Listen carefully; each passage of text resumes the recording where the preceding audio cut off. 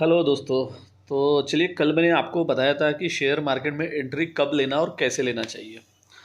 तो आज एक शेयर मार्केट से रिलेटेड लेकिन सेकंड स्टेप अपन सोचते हैं कि शेयर मार्केट में अपन ने एंट्री का तो मैंने बता दिया कि जब भी काम करते हो आप इसको सेकंड प्रायोरिटी पे रखो करके, और डीमेट अकाउंट ये सब बता दिया था। तो अब देखते हैं हम कि शेयर कैसे खरीदना चाहिए। दोस्तों देखो, सिंपल सा है। जो हम शेयर खरीद रहे इसका मतलब है उस कंपनी में हम अपनी हिस्सेदारी ले रहे।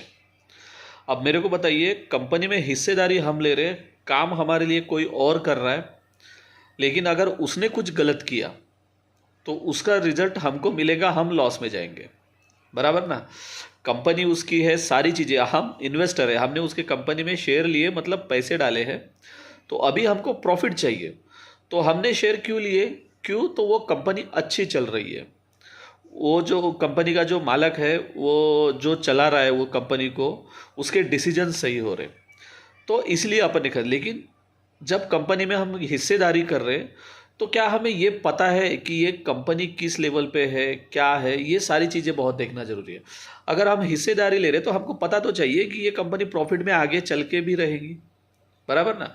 तो उसी तरह से है, अगर हम कोई शेयर खरीद रहे मतलब उस कंपनी में हिस्सेदारी ले रहे, तो हमें सबसे पहले ये देखना पड़ेगा कि बाबा हम जो पैसा डाल रहे हैं, ये जो शेयर प्राइस है वो रियल में उतनी है क्या।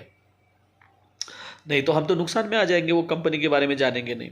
तो देखिए, शेयर कैसे खरीदा जाता है, तो उसके लिए मैं आपको एक एग्जाम्पल बताता हूँ। ऐसा समझ लीजिए, शेयर मार्केट होती है, ऐसा समझ लीजिए आप एक कपड़े की दुकान डाल रहे हो और अभी आपको माल लेने जाना है। और जब आप माल लेने जाओगे तो आपको वो कपड़े की क्वालिटी मालूम चाहिए, और आपको ये नॉलेज चाहिए कि ये कपड़ा मैं यहाँ से 100 रुपये में खरीदूंगा तो कल चल के ये 150, 200, 250 में बिकेगा, तो ही वो आपका धंधा है। उतनी तो जानकारी आपको चाहिए, है कि नहीं?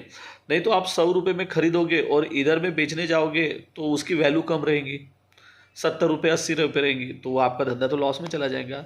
तो सिंपल शेयर भी वैसा ही है, जब आप खरीदते हो तब आपको पता चाहिए कि इसकी रियल वैल्यू क्या है। अगर आपको उसकी रियल वैल्यू पता नहीं रहेगी और आप खरीदोगे तो, और कभी वो अगर क्रैश हो गया तो फिर क्या करोगे? तो रियल वैल्यू मालूम होना बहुत ज़रूरी है। अभी शेयर की रियल वैल्यू कैसे मालूम होती है, उस पर मैं बिल्कुल डेफिनेट आपको एक वीडियो बनाऊंगा जिस पे बताऊंगा मैं आपको कि शेयर मार्केट की, कोई भी शेयर की रियल वैल्यू क्या क्या होती है कि नहीं। तो देखिए, हमको क्या चीज़ें देखना है। सबसे पहले तो शेयर की रियल वैल्यू देखना है।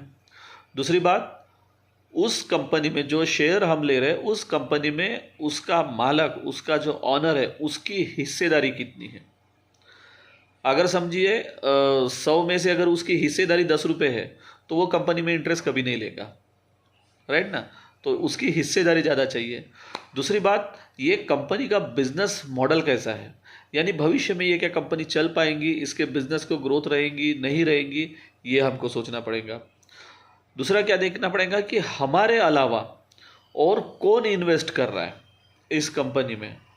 तो कौन मतलब, देखिए, हम मतलब कौन हो गए? रिटेलर हो गए, बराबर है। तो रिटेलर तो हमको दिख जाएगा, लेकिन इसके अलावा क्या म्यूचुअल फंड उसमें इन्वेस्ट कर रहा है? क्या फॉरेन इंस्टीट्यूट उसमें इन्वेस्ट कर रहा है? क्या गवर्नमेंट उसमें इन्वेस्ट कर रहा है?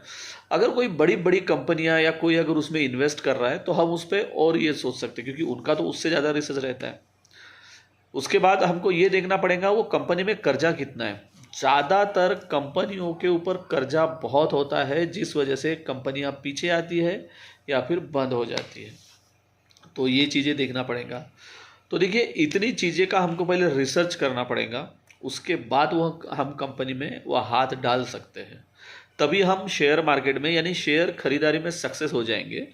तो शेयर खरीदते टाइम में इतनी चीज़ें अगर हम देखते हैं और एक अच्छा रिजल्ट निकालते हैं तो डेफिनेट आने वाले समय में उस शेयर में हमको प्रॉफिट होता है।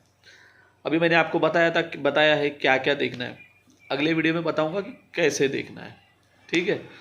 तो जो मैंने अभी बताया उन चीज़ों पे ध्यान दीजिए, और शेयर खरीदते टाइम में इन चीज़ों का रिसर्च ज़रूर कीजिए। और आपको ये वीडियो में मैंने जो बताया आपको समझा नहीं समझा ज़रूर बताइए। मिलते हैं फिर अगले वीडियो में।